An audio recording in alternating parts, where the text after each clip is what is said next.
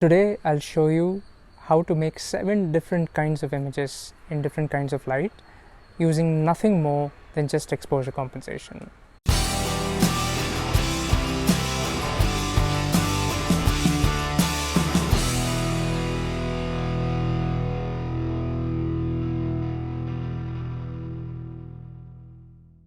The first type of image I'll discuss is this dramatic kind of image where your subject is perfectly exposed and the background, in contrast, is totally dark or very nearly totally dark. So this kind of image always looks photoshopped, and of course a lot of people do Photoshop their image to get a result like this, but it's not necessary. If you are in the right place at the right time with the right kind of exposure compensation, you can get an image like this in the field with, of course, a little bit of enhancement in post-processing, which is inevitable. So how do you get such an image? The key to making such an image is contrast, and by that I mean contrast in light. That is, there must be a strong source of light, and of course in the context of outdoor nature and wildlife photography, it being sunlight, on your subject with relatively less light falling on the background. Here in this instance, the Saras crane was out in the sun, and all I had to do was line it up against a far away canopy of trees which were of a dark green color, and there was less light falling on them as compared to the Saras, and I managed to make this. So what do you need to do with exposure compensation for an image such as this? You have to underexpose quite heavily. So if you're in your default matrix or evaluative metering mode, then you may need to underexpose by as much as 1 1/3 to 2 stops, anywhere between that, sometimes even more. It all depends on your camera, of course, because some cameras tend to overexpose more than others. It depends on the size of the subject, because the smaller the subject is, then the more the underexposure required. And of course, it depends on how intense the light itself is. The second type of image is actually an extension of this low-key image. In fact, it's practically the same as a low-key image, except that the subject here is so small that it might be better to call it a spotlit image than a low-key image, because a very small part of your frame is actually lit and the rest of it is dark. So here the technique to get an image such as this is exactly the same, and so are the conditions. So the conditions are that you need to have a well lit subject from the front against a darker background. By the way, another situation in which the conditions have the same effect, even if the light is even throughout the frame, that is, the same amount of light is falling on the subject and the background, then the differentiator to get such a spotlit image would be for the subject to be of a significantly brighter color than the background. For example, this egret or this grey heron, because it's so much more brightly colored. It's basically white or almost white. The third is a very popular kind of image, especially with creative photographers, because it is a very graphical, very simple, and a very highly reproducible, iconic sort of image, which is the silhouette. So what is a silhouette? A silhouette is just a dark outline or a dark representation of the form or shape of your subject against a plain or a relatively plain background. And how do you get this?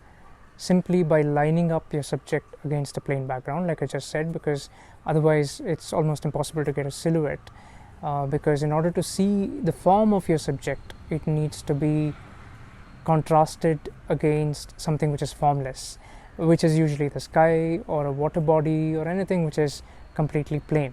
The second requirement is that the background needs to be relatively bright, definitely brighter than the subject, because it needs to cause underexposure in the camera. In case that's not dark enough, and if the silhouette doesn't look solid enough, then you can underexpose a little more. The fourth type of image is the converse, or the exact opposite of a silhouette, which is the high key image. So high key, of course, being the antidote to low key. How do you make a high key image? Basically get yourself in the same situation as you would to make a silhouette, except that instead of underexposing or shooting it at 0, you overexpose. You put your exposure compensation to a positive value so that the subject is visible this time. And of course, the consequence of this is that the background becomes overexposed, but that is absolutely okay because this is also a type of a very graphical image, only converse to the silhouette. Next up, we have the backlit image.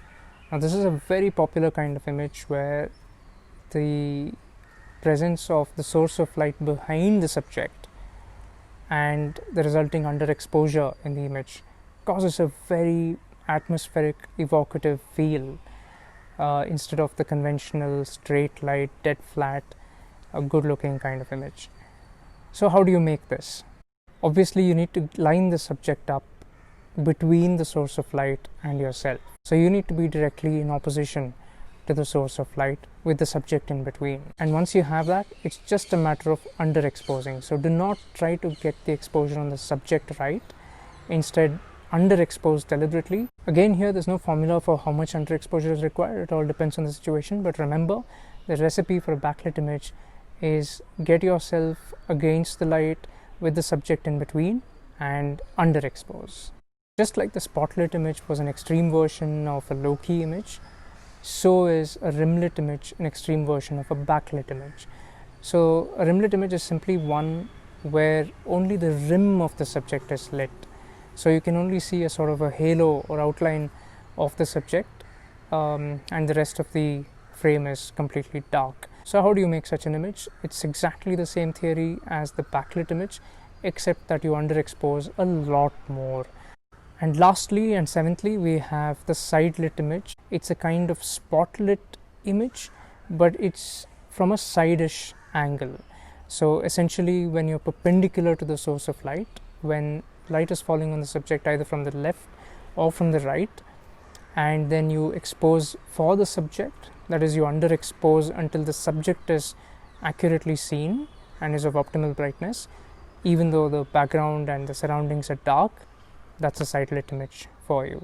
So there you go, that's all it is. With just exposure compensation and not tinkering with metering modes and all sorts of different functions in the camera, you can almost literally play with light and make all these sorts of different images. This is something you should try at home and of course outside once the pandemic situation allows. And I hope you found this helpful. Thank you very much for watching this video. See you.